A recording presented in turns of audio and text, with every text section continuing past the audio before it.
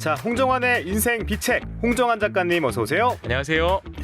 자, 이 시간에는 동서양 리더십 고전 읽어보고 있습니다. 지난 방송부터 플루타르코스의 영웅전 함께하고 있는데 저자와 작품 소개 만나봤고요. 오늘은 본격적으로 영웅들의 이야기 시작을 해보죠. 자, 처음으로 만나볼 영웅들, 어떤 인물들입니까? 네, 이 작품은 영웅전이라고 제목이 알려져 있지만 실은 비교 영웅전이라고 그렇죠. 말씀을 두 나라의 드렸습니다. 영웅들. 네, 이 책에서 가장 먼저 비교한 두 명의 영웅이 있는데요. 네. 한 사람은 그리스의 영웅 테세우스, 한 사람은 로마의 영웅 로물루스입니다. 테세우스는 그리스에서도 우리가 가장 대표적으로 알고 있는 아테네 혹은 아테나이를 건국한 사람이고요. 그리고 로물루스는 흔히들 로물루스의 이름에서 롬이라는 도시의 이름이 나왔다라고 하는 로마의 건국자입니다. 그 두 네. 명이 이야기를 다룰 것이고요. 그리고 굉장히 재밌습니다. 이 이야기에서 어떻게 보면 제가 가지고 온 이 책이 전체 5권으로 완역된 플루타르코스 영웅전의 첫 번째 책인데요. 네. 이 책이 한 600페이지 정도 됩니다. 600페이지 정도 분량의 책이 총 5권이니까 와, 대략 한 3,000쪽 정도 번역본으로 그 정도 될 텐데 네. 저 개인적으로는 3,000쪽 분량 중에서 이 첫 에피소드 테세우스와 로물루스를 비교하는 부분, 테세우스와 로물루스의 삶을 들려주는 부분이 이 책에서 가장 모험담으로서도 흥미로운 부분이라고 저는 추천합니다. 네, 자, 두 영웅이죠. 그리스의 테세우스, 로마의 로물루스. 이 두 영웅이 도시를 세운 방식 좀 더 자세히 짚어볼까요? 네, 일단 테세우스와 로물루스의 삶에 대해서 조금 이야기를 해야 될 것 같은데요. 테세우스는 아테네의 왕 아이게우스, 트로이의 왕녀 아이트라 사이에서 태어났습니다. 어릴 때부터 신화 속 영웅들이 다 그렇습니다. 어릴 때부터 아주 남다른 힘을 자랑을 하는데 아버지가 남겨둔 검과 신발을 큰 돌을 들어올려서 거기서 찾고 이제 자기의 진짜 혈통, 내가 왕의 아들이구나, 아이게우스의 아들이구나 라고 해서 아테네, 고향 아테네로 돌아가는 것으로 이야기가 시작이 됩니다. 근데 아테네로 향하는 길에 테세우스가 이 명성을 얻기 시작하는 거예요. 치안이 좋지 않은 시대였습니다. 항상 치안이 좋지 않은 시대에는 지나가는 길손의 짐을 혹은 지나가는 길손 자체를 노리는 흉악무도한 범죄자들이 있는 법이죠. 네. 그때 그 당시에 가장 유명한 그 도둑 중에 하나가 페리페테스라는 도둑이 있었는데 별명이 몽둥이 장군이었습니다. 몽둥이 장군? 예, 이 방망이를 잘 쓴 사람이었다. 빠따왕 뭐 이렇게 부를 수 있겠죠. 네. 그래서 테세우스가 이 페리페테스를 당연히 아주 가뿐하게 물리칩니다. 물리치고는 그 몽둥이가 보통 몽둥이가 아니었나 봐요. 제 후배 중에 제 후배가 아니죠. 제 선배의 아들이죠. 제 선배의 아들 중에 고등학교에서 야구 선수를 하고 있는 친구가 있는데요. 네. 선배가 아들을 위해서 부산에 방망이 깎는 노인이 있대요. 옛날 지금 은퇴한 지금 감독 생활하고 계신 이승엽 감독도 이분한테 와서 손에 맞는 핸드메이드 방망이를 깎아간 적이 있다. 이런 방망이 깎는 장인이 있다고 합니다. 네. 그래서 이 선배가 자기 아들을 위해서 방망이 깎는 장인에게 가서 손도 만져보게 하고 딱 신체에 맞는 수제 방망이를 만들어줬던 이야기를 해준 적이 있는데요. 네. 그런 방망이면 값어치가 이만저만한 게 아니겠죠? 그렇지. 테세우스도 아마 이 방망이가 보통 방망이 아니었는지 핸드메이드 방망이인지 아니면 최고 공장에서 나온 방망이인지 모르지만 이 방망이, 이 몽둥이를 자신의 무기로 삼고 모험을 계속합니다. 그래서 괴물 멧돼지 같은 것들도 물리치기도 하고요. 또 다른 도둑들을 막 물리치면서 고향으로 돌아가는 길에 점점 명성이 쌓이는 거죠. 그리고 이 명성이 테세우스의 명성이 폭발하는 사건이 있었습니다. 왜요? 미노타우루스라는 네. 괴물이 있어요. 괴물 이름이 미노타우루스요? 미노타우루스. 몸은 근육질의 사람 몸인데 네. 머리는 황소인 거예요. 이 크레타의 미궁에 이 미노타우루스가 갇혀 있습니다. 이 미노타우루스가 또 이 폭주하지 않도록 사람을 한 번씩 줘야 되는 거예요. 제물로. 식량으로 줘야 되는데 우리가 지금은 아테네 그러면 고대 그리스의 최고 국가 이렇게 생각하기 쉽지만 그때만 해도 아테네는 크레타의 속국 같은 그런 곳이었기 때문에 네. 크레타의 왕 미노스에게 9년마다 소년 소녀를 바쳐야 되는 거예요. 테세우스가 이 희생을 막고 이 악연의 고리를 끊어야 되겠다라고 생각해서 자기 스스로 9년째 바쳐지는 소년으로 자원을 한 겁니다. 스스로 재물이 되는 거군요. 네. 그런데 네. 이 미궁이라고 했지 않습니까? 이 미노타우루스를 처치한다 하더라도 빠져나올 방법이 만만치 않은 거예요. 근데 내부에 협조자가 있었습니다. 미노스의 딸 아리아드네가 테세우스에게 뿅 간 거죠. 저 젊고 아름답고 몸도 좋고 싸움도 잘하고 저 훌륭한 왕자님에게 내가 딱 이제 도움을 주고 싶다라고 해서 실패를 하나 주는 거예요. 그래서 요거를 살살살 풀면서 가시고 끝나면 요 실을 딱 따라서 오세요라고 해가지고 미궁 속에서 미노타우루스를 죽이고 아테네로 돌아오면서 네. 이 테세우스가 이제 진짜 아테네의 국민 영웅이 되는 겁니다. 그래서 테세우스는 아테네의 국민 영웅이 되었고 아버지의 뒤를 이어서 아테네의 왕이 되었는데요. 단순히 힘만 센 영웅이 아니었습니다. 모험에서 막 자신의 힘과 용기만을 증명한 것이 아니라 아테네에서 정치적인 개혁도 굉장히 활발하게 이어나갑니다. 부족들을 통합하고 또 민주주의의 기초를 세우는 역할을 하면서 아테네 시민들에게도 자유를 주고 도시를 하나의 강력한 공동체로 만드는데 기여해서 많은 사람들이 신화적인 사가들이 테세우스가 있었기 때문에 아테네가 고대 그리스의 중심이 될 수 있었다라고 이야기를 합니다. 네. 그러나 정말 국민 영웅이네. 그러나 그도 결국 다른 사람에게 배신당해서 절벽에서 떨어지는 비극적인 최후를 맞게 되는데요. 그 네. 죽음 이후에도 아테네 사람들은 테세우스가 자연사였으면 평범한 인간으로 기억했을 텐데 이런 비극적인 죽음 때문에 오히려 더 테세우스를 신화적인 영웅으로 생각하기도 합니다. 그리고 테세우스와 비교되는 로물루스도 네. 여러 면에서 비슷한 면모를 보이고 있습니다. 로물루스는 어땠어요? 플루타르코스가 의도적으로 좀 비슷한 면모를 강조하는 것 같은데요. 역시나 그의 삶에서도 모험 이야기, 그리고 또 뭐 전쟁, 또 테세우스와 좀 다른 강력한 통치력의 이야기가 있으면서 그도 신으로 추앙받습니다. 이 로물루스의 출생에 대해서는 여러 가지 설이 있다라고 플루타르코스가 이야기를 합니다. 그리고 로물루스에 대해서 일반인들에게 많이 알려져 있는 것은 늑대가 버려진 쌍둥이 형제를 발견해서 늑대의 젖을 먹여 키웠고 그 중에 큰아이가 로물루스, 둘째가 쌍둥이 동생이 레무스, 로물루스와 레무스 형제가 늑대의 젖을 먹고 자랐다. 로마 사람들의 강인함과 용맹함은 늑대의 젖을 먹고 자란 조상들이 세운 나라에서 그 특성에서 기인했다라고 이야기를 하곤 합니다. 네. 물론 이건 신화적인 설명이긴 한데요. 로물루스와 레무스가 어쨌든 고향에서 어린 시절 추방된 거죠. 버림받은 거죠. 테세우스처럼 고향을 떠난 상태에서 삶을 시작한 겁니다. 그리고 늑대의 젖을 먹고 자란 원기 왕성하고 혈기가 왕성한 이 형제가 자신들의 운명을 깨닫고 우리 여기서 새로운 도시를 한번 만들고 우리 일가를 이뤄보자라고 하면서 싸우다가 그 이야기를 하다가 형제간의 의견이 갈라져서 다투게 되는 거죠. 네. 로물루스는 팔라티누스 언덕에 로마를 세우기로 결정을 하고 탁 기초를 다지는데요. 동생은 레무스는 형이 세운 성벽이 보잘것없다. 저거 선택 잘못했다라고 비웃습니다. 그러다가 어떤 일이 생겼냐면 형한테 우리가 그냥 수사로 하는 말이 아니고 진짜로 죽습니다. 니 그러다 나한테 죽는다. 물론 더 세세한 이야기가 있지만 어쨌든 형과 동생의 갈등에서 권력은 형제 간에도 나눌 수 없는 것이라고들 하죠. 부자 간에도 나눌 수 없고 형제 간에도 나눌 수 없어서 동생을 제끼고 형이 아주 유일무이한 지도력을 확보를 하게 됩니다. 네. 로마의 유일한 창건자가 되고요. 로마 하면 우리가 그리스 그러면 소크라테스 등을 생각하면서 철학으로 유명한 나라라고 하면 로마라고 하면 사람들이 많이 떠올리는 것이 법입니다. 법과 제도, 로마법.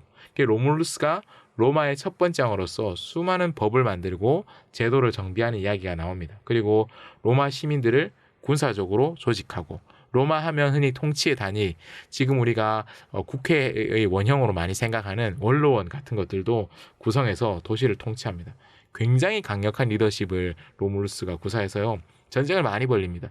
주변 국가들과의 전쟁에서 막 백전백승하면서 그리고 인구가 중요하잖아요. 인구를 늘리기 위해서는 무조건 적들을 죽이는 것이 아니라 적들을 우리 국가로 흡수를 해야 되는데 이 남자들은 언제든지 반역을 할 수 있지 않습니까? 그러니까 우리의 혈통을 가진 아이들이 많이 태어나야 되니까 여자들이 많이 필요한 거예요. 그래서 여성들을 납치하는 그런 납치혼 전쟁 같은 것들도 벌이면서 인구를 굉장히 늘립니다. 그래서 도시 국가 로마를 확장하기 위해서 네. 수많은 전쟁을 벌이고 주변 도시를 정복하고 또 많은 사람들을 로마로 이주시키고 또 혹은 그 약탈 전쟁을 사람을 납치해오는 전쟁을 벌이면서 도시를 굉장히 빠르게 성장시키는 인간으로서는 존경하기 힘들지만 지도자로서는 저 사람 밑에 있으면 우리가 잘 되겠다, 흥하겠다라는 신뢰를 주는 그런 사람이었습니다. 승리할 때마다 또 파티 같은 것도 합니다. 고대의 파티는 일종의 제사예요. 신에게 바치는 제사, 감사 행사, 축제 이런 걸 하면서 파티도 막 벌이니까 사람들이 너무 신이 나는 거예요. 전쟁에 이겼죠. 그러면서 그 감사 제사, 축제 이런 거 하면서 파티도 벌이면서 전리품들도 막 나누고 보고 이러면서 강력한 모습을 지도자로서 딱 확립을 하고 나서 로물루스도 삶을 마무리하는데요.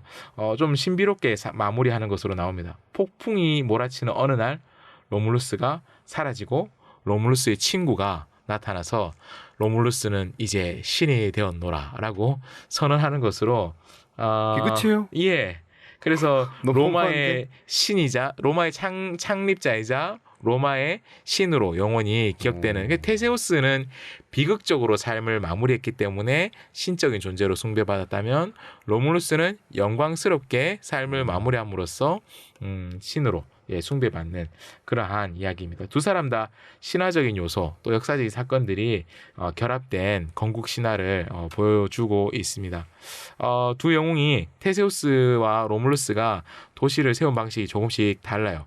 테세우스는 많은 부족들을 통합하고 민주적인 시스템을 도입해서 여러 지역의 주민들을 하나의 정치 체제 안으로 묶은 방식이라면 로물루스는 군사적인 정복, 강압적인 통치를 통해서 로마를 세웠습니다. 테세우스가 설득과 통합의 방식이라면 로물루스는 전쟁과 힘의 방식으로 세웠다라고도 할 수 있죠. 이런 방식이 흔히들 요즘 그 리더십을 연구하는 분들은 구글과 애플의 문화, 구글과 애플이 세워질 때 문화하고 비교하는 분들도 있습니다. 이 구글은 설립자가 레리 페이지, 세르게이 브린 이런 사람들인데요. 구글 하면 우리가 구글 기업 문화 이런 거 보면 안에 막 놀이터 있고 뭐 이런 것들 얘기하지 않습니까? 협력적이고 창의적인 문화로 다른 회사의 아이디어들을 흡수하면서 회사를 쭉 키운 구글의 문화가 있다면 또 초기 애플의 스티브 잡스는 어떤 이미지입니까? 내가 가지고 있는 선명한 확신 속에서 수많은 사람들을 그쪽으로 쫙 밀어붙이고 때로는 큰 소리도 치고 윽박지르기도 하는 권위적이고 강압적인 스티브 잡스라는 굉장히 독창적인 지도자의 일사불란한 그 리더십에 따라서 움직인 기업 문화 두 가지를 테세우스와 로물루스에 비교하는 그러네. 사람들도 있습니다. 네. 그리스와 로마의 건국 이야기부터 두 영웅의 인생 이야기까지 한번 들어봤는데 그렇다면 플루타르코스는 이 두 영웅을 어떻게 평가했습니까? 플루타르코스는 두 사람 다 각기 자신의 방식으로 도시를 건설했다라는 점을 이야기하고 네. 또한 동시에 도시를 건설하고 국가를 세운 점에서는 공통적인 덕목을 가진 영웅이었다라고도 말합니다. 차이점은 무엇이냐? 네. 우리가 이미 얘기했죠. 테세우스는 다른 사람의 의견을 존중하는 대화를 통해서 통합을 이끄는 약간 방식이었다면 구글 같은. 네, 로물루스는 자기의 권위를 무기로 삼아서 자신의 강력한 힘을 무기 삼아서 국가를 세웠다라고 하면서 누구의 리더십을 좀 더 우위에 두었을까요? 저는 전자. 예, 플루타르코스도 통합적 리더십을 좀 도덕적으로 윤리적인 것으로 평가하는 그런 면이 테세우스. 네, 있습니다. 이 플루타르코스의 평가는 아마 대부분의 현대인들도 심정적으로 동의할 수 있을 것입니다.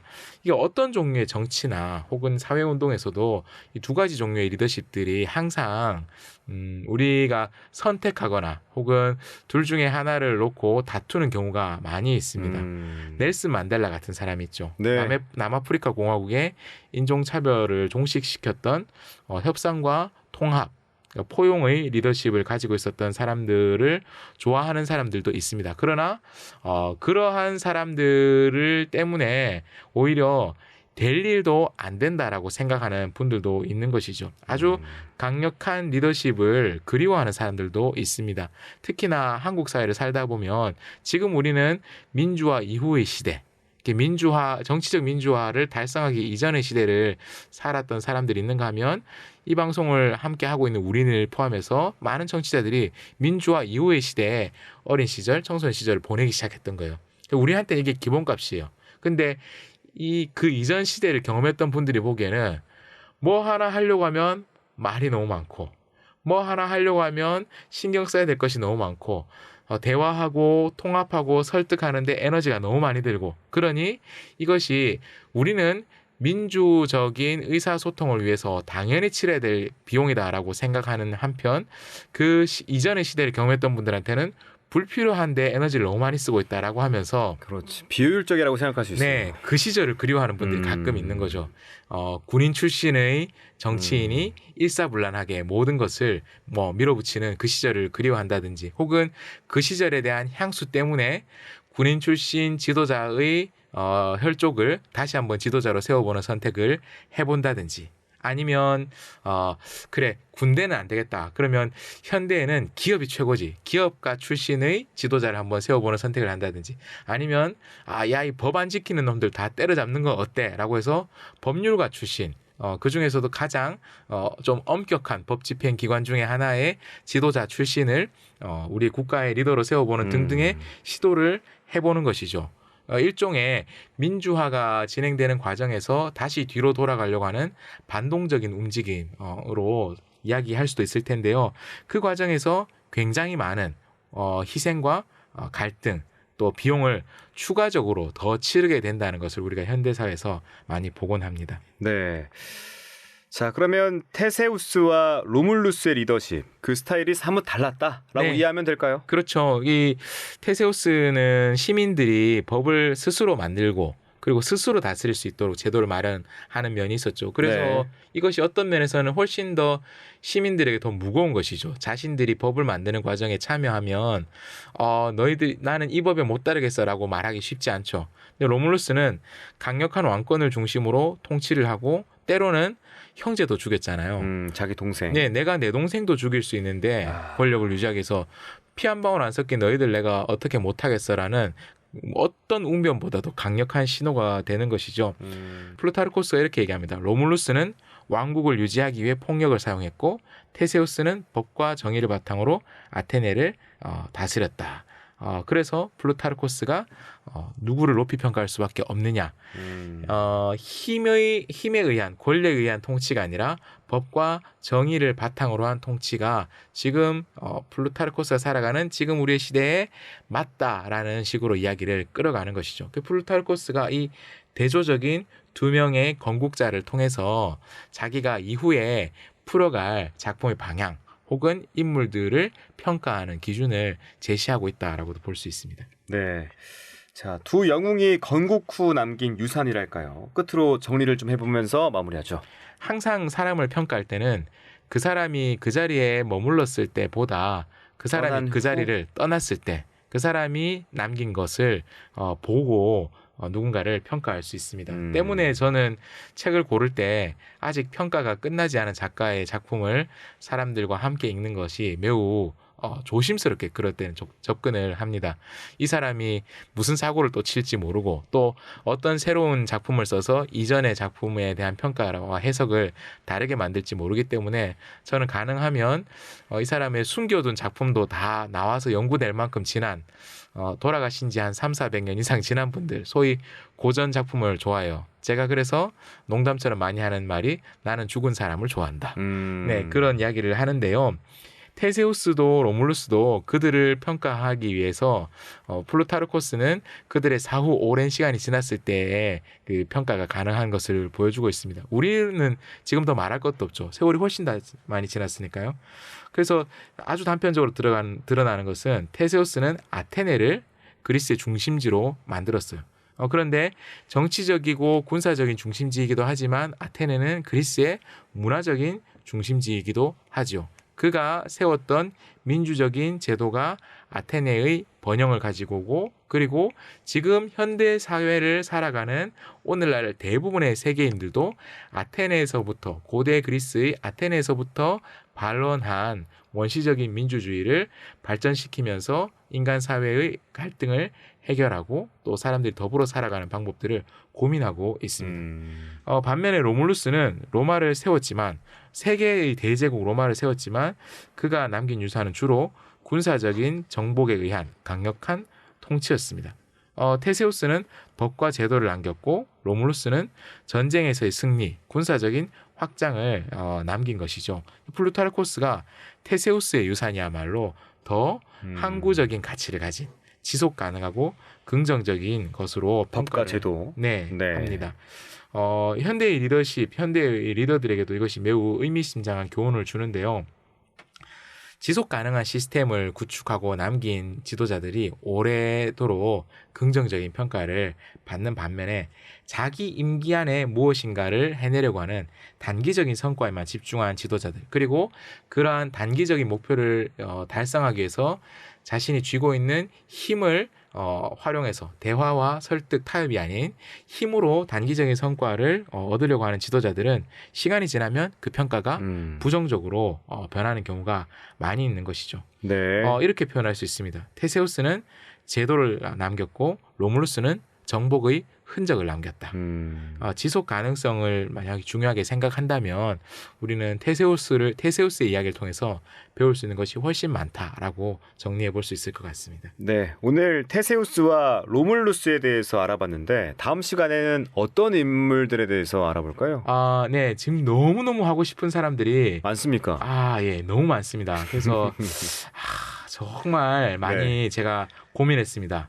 하지만 너무 모르는 사람을 하면 안 되겠다 싶어서 네. 다음에는 진짜 유명한 사람 2명을 골랐습니다. 누굽니까? 알렉산더세요. 오. 알렉산드로스와 그리고 율리우스 카이사르. 고대 그리스 북방의 강국 마케도니아의 중흥 군주였던 세계 제국을 건설했던 알렉산드로스. 그리고 로마의 황제는 아니었지만 실질적 첫 황제나 다름없었던 율리우스 카이사르. 2명을 대조하는 부분을 함께 읽어보려고 합니다. 네, 알렉산드로스와 카이사르 얘기를 다음 시간에 기대하면서 오늘은 여기서 마무리하죠. 지금까지 홍정환의 인생 비책 홍정환 작가와 함께했습니다. 작가님 귀한 말씀 고맙습니다. 고맙습니다.